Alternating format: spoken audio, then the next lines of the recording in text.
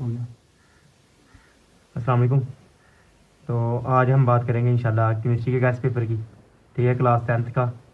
तो सबसे पहले तो मैं आप लोगों से ये कहना चाहता हूँ कि हमने पीछे जो प्रीवियस पेपर्स हुए हैं उनका गैस अपलोड किया है। तो आप उनका गैस जाके चेक कर सकते हैं। अल्हम्दुलिल्लाह हमारा जो गैस है वो 95% से 100% हर एक पेपर का जो है पेपर उसी में से आया है। ठीक है, जो जो अहम और की पॉइंट्स बताए गए, जो इंपॉर्टेंट क्वेश्चन बताए गए, उन्हीं में से आया है। कुछ ज़्यादा क्वेश्चन भी नहीं बताए गए, तकरीबन हर चैप्टर में से हम 10 शार्ट क्वेश्चन बताते हैं। ठीक है, ऑलमोस्ट 2 या 3 उनमें से फर्स्ट टाइम सेकंड टाइम आ जाते हैं। यानी अगर आप लोगों ने एक पोर्शन में से टोटल 8 क्वेश्चन में से 5 करने होते तो वो आप लोगों के कवर हो जाते हैं। तो बिस्मिल्लाहिर्रहमानिर्रहीम, हम स्टार्ट करते हैं केमिस्ट्री का गैस पेपर। तो सबसे पहले हमारे पास चैप्टर नंबर 9। ठीक है, जो चैप्टर नंबर 9 है ना, इसमें सबसे पहली बात आप लोगों ने, ये फर्स्ट चैप्टर है 10th वाली केमिस्ट्री का। इसमें आपने याद रखना है रिवर्स रिएक्शन और फॉरवर्ड रिएक्शन की दो माइक्रोस्कोपिक खसूसियात। रिवर्सिबल और इरिवर्सिबल रिएक्शन में क्या फ़र्क है। ठीक है, डायनामिक एक्विलिब्रियम कैसे कायम होता है, रिएक्टेंस और प्रोडक्ट में क्या फ़र्क है, एक्विलिब्रियम कांस्टेंट क्या है, रिएक्शन की कीमत की पेशगोई से क्या अमराद है।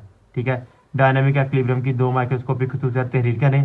ठीक है, रिएक्शन की हद से क्या अमराद है, स्टैटिक एक्विलिब्रियम से क्या अमराद है, एक्टिव मास और रिएक्शन के रेट का आपस में क्या ताल्लुक है। ये 10 क्वेश्चन हैं जो शॉर्ट क्वेश्चन जो आप लोगों ने तैयार कर लेने हैं। उसके बाद है एसिड और बेस की तभी खसूसियात बयान करें। ठीक है, एच पॉजिटिव आयन क्यों लिवस एसिड के तौर पे काम करता है। अब इधर ना एक क्वेश्चन आता है BF3 वाला भी। तो देखो, सेम टू सेम जो इसका जवाब याद करना है वही आप लोगों ने इसका जवाब याद कर देना है, क्योंकि लिवर एसिड के तौर पे काम करता है ना।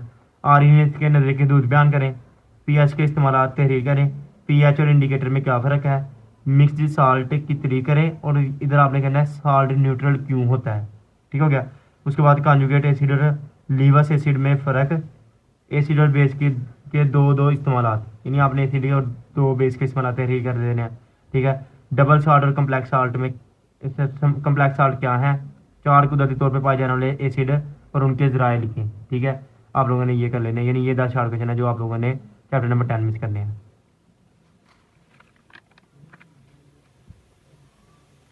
अच्छा, उसके बाद है आप लोगों का चैप्टर नंबर 11। उसमें आप लोगों ने करना है लफज कैटिनेशन से क्या अमराद है। ठीक है, स्ट्रक्चर फार्मूले की तारीफ करें। अच्छा, स्ट्रक्चर फार्मूले में आपने नॉर्मल ब्यूटेन और आइसोब्यूटेन का जो स्ट्रक्चर फार्मूला है वो लिखना है। ठीक है, उसके बाद है हेटेरो और होमोसाइक्लिक कंपाउंड में क्या फ़र्क है। ठीक है, आइसोमेरिज्म क्या है उसकी मिसाल दें। ठीक है, मॉलिक्यूलर फार्मूला और डॉट एंड क्रॉस फार्मूले में फ़र्क बयान करें। कोयला कैसे बनता है उसकी क्लासिफिकेशन बताएं। मिसाल के तौर पर फंक्शनल ग्रुप, यानी मिसाल की मदद से आपने फंक्शनल ग्रुप की तारीफ करनी है। ठीक है, ईस्टर और कार्बोक्सिल का फंक्शनल ग्रुप आपने बताना है कि इनका है क्या। अच्छा, वाटर फोर्स थ्योरी क्या है और इसका खात्मा तहरीर करें। नहीं, वाटर फोर्स थ्योरी क्या थी और उसको ख़त्म क्यों किया गया था। ठीक है, उसके बाद आपने याद रखना डिस्ट्रक्टिव डिस्टिलेशन क्या होती है। ठीक है, कुदरती गैस की अहमियत बयान करें। ठीक है, आप लोगों ने ये कर लेना है। उसके बाद है चैप्टर नंबर 12। चैप्टर नंबर 12 में आप लोगों ने करने हैं, हमारे पास सैचुरेटेड और अनसैचुरेटेड हाइड्रोकार्बन में क्या फ़र्क है, अल्कीन्स यानी जो ए वाला होता है, जेर वाला, पैराफिन है क्यों, जलने का अमल बयान करें। अल्कीन्स की हाइड्रोजनेशन के बारे में आप क्या जानते हैं। मीथेन और ईथेन के दो दो इस्तेमाल तहरीर करें। एस्टिलीन के इस्तेमाल तहरीर करें। अल्काइंस की दो तभी खसूसियात बयान करें। वैक्सिनल डीहलाइड की डिहाइड्रोजनेशन से अल्काइंस कैसे तैयार किए जाते हैं। ठीक है, आप ईथेन और ईथीन की शिनाख्त कैसे कर सकते हैं। एडिशन रिएक्शन क्या है, मिसाल दें। ठीक है, आप लोगों ने ये 10 क्वेश्चन है जो इस चैप्टर में से कर लेने हैं। उसके बाद है चैप्टर नंबर 13, अमाइनो एसिड क्या है, essential non essential amino acid में फ़र्क बयान करें।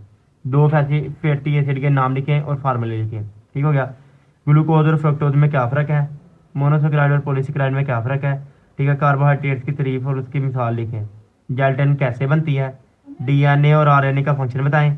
ऑयल और घी में क्या फ़र्क है, यानी आपने कर लेना ऑयल और घी में क्या फ़र्क है। ठीक है, विटामिन D के सोर्सेज और इस्तेमाल तहरीर करें। विटामिन A के सोर्सेज और इस्तेमाल तहरीर करें। ठीक है, ये हमारे पास हो गया। उसके बाद हमारे पास आता है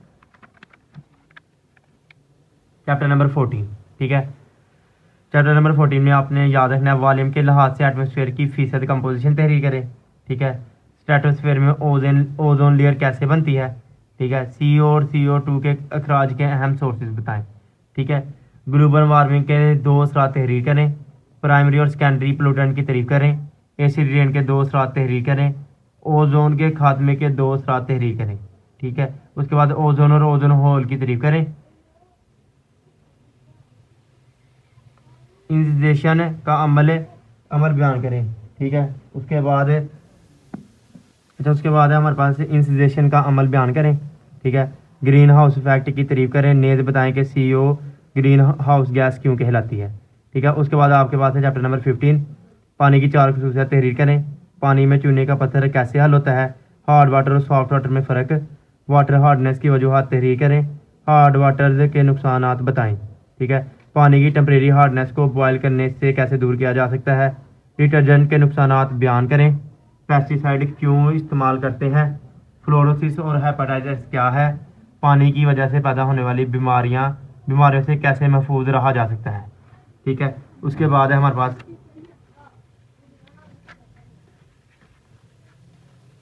चैप्टर नंबर 16।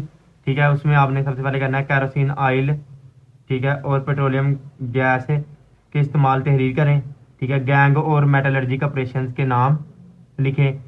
अच्छा, गैंग और की तारीफ करनी है आप लोगों ने, और उसके बाद मेटलर्जिक ऑपरेशन के नाम लिखें। मिनरल्स और ओर में क्या फ़र्क है, फ्रॉथ फ्लूटेशन का अमल बयान करें, इलेक्ट्रोमैग्नेटिक सेपरेशंस और ग्रेविटी सेपरेशंस क्या है, सॉल्वे प्रोसेस का असूल क्या है, और इसके रॉ मटेरियल बताएं। ये सॉल्वे प्रोसेस का असूल बताना है और उसके रॉ मटेरियल बताने हैं। NaHCO3 को कैसे Na2CO3 में तब्दील किया जा सकता है, इन कैंसिलेशन, इधर इसके टॉपिक ने भी याद रख लेना और ये भी याद रख लेना। ठीक है, उसके बाद यूरिया की तैयारी के लिए अमोनिया को कैसे बनाया जा यूरिया की तैयारी के लिए अमोनिया को कैसे बनाया जा सकता है, यानी यूरिया तैयार करने के लिए अमोनिया कैसे बनाई जाती है, यूरिया एक अहम मरकब क्यों है, इसकी तैयारी के रॉ मटेरियल तहरीर करें। ठीक है, पेट्रोलियम किस तरह बनता है, ये आप लोगों ने कर लेना है। उसके बाद हमारे पास आते हैं लॉन्ग क्वेश्चन। ठीक है, लॉन्ग क्वेश्चन में आप लोगों ने चैप्टर नंबर 9 है, उसमें से आप लोगों ने करना है लॉ ऑफ मास एक्शन तहरीर करें और एक जनरल रिएक्शन के लिए एक्विलिब्रियम कांस्टेंट की एक्सप्रेशन अखज़ करें। ठीक है, उसके बाद डायनामिक एक्विलिब्रियम की माइक्रोस्कोपिक खसूसियात तहरीर करें, एक्विलिब्रियम कांस्टेंट की अहमियत बयान करें और वाज़ह करें। अच्छा, इसके अलावा ना एक लास्ट पे आता है रिएक्शन की हद या रिएक्शन की सीमत की पेश गोई, वो चौथा आप लोगों ने लॉन्ग क्वेश्चन कर लेना है।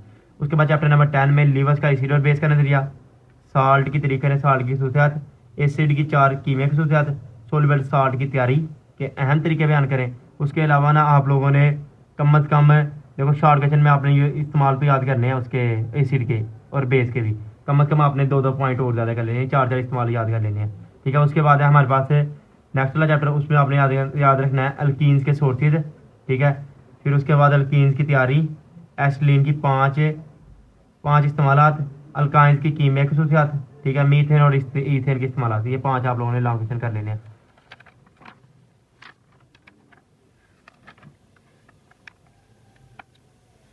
अच्छा, उसके बाद है हमारे पास नेक्स्ट चैप्टर जो कि बायोकेमिस्ट्री के ऊपर है।